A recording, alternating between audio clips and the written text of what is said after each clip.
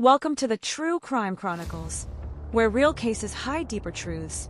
Every clue matters, every detail counts, and every mystery leads to the unexpected. Police say the killer never touched the victim, yet his voice was heard on the phone just seconds before the boy died. Was it a ghost, a glitch, or something far more terrifying? Jason Parker, a 33-year-old documentary vlogger, was known for chasing urban legends. One quiet evening, he received an anonymous voicemail. If you want real evidence, go to Maple Hollow tonight. Bring your camera, and don't go alone.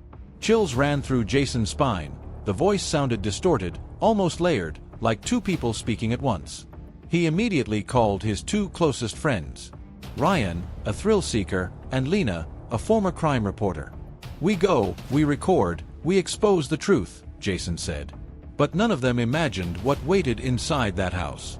When they reached Maple Hollow, fog covered the road thick enough to blur the car's headlights.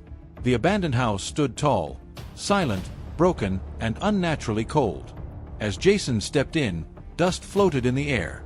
But something else caught his attention. Fresh muddy footprints leading deeper inside. Someone's here, Lena whispered. Ryan smirked to look brave, but even he felt something staring at them from the dark. Jason lifted his camera. Static crackled.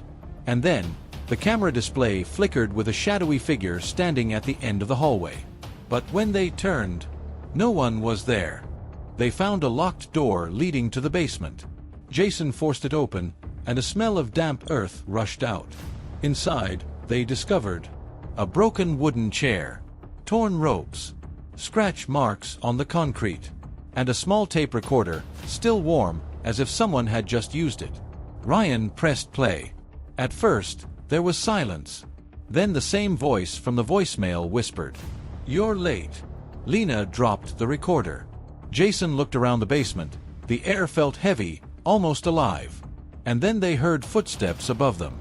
Someone else was inside the house. Ryan, acting tough, rushed upstairs to confront whoever was moving. "Ryan, wait!" Jason shouted. But 2 seconds later, a loud thud echoed. They ran up. Ryan was gone. Only his flashlight lay on the floor, still on, spinning slowly as if someone had kicked it. The walls had something new on them. A message written in fresh charcoal. "One by one." Lena grabbed Jason's arm. "We need to leave now." But the front door wasn't just locked. It was nailed shut from the outside. Panic rising, Jason checked the camera. To his horror, the live feed showed Ryan standing right behind them. But when they turned around, nothing. The feed flickered again, this time revealing a tall figure wearing a dark coat, face hidden behind a cracked mask. And Ryan was beside him, unconscious. Jason whispered, "He's showing us this on purpose." Then the masked figure leaned toward the camera in the feed, and whispered with Ryan's voice, "Run." The screen froze. Jason grabbed Lena's hand and sprinted toward the back window. They smashed it open and jumped out into the cold night. From the forest behind the house, they heard a slow clap. The masked figure stood there, perfectly still, as if daring them to return. Police searched the house for days. They found signs of struggle, blood on the basement wall, but no trace of Ryan. All they recovered was Jason's camera.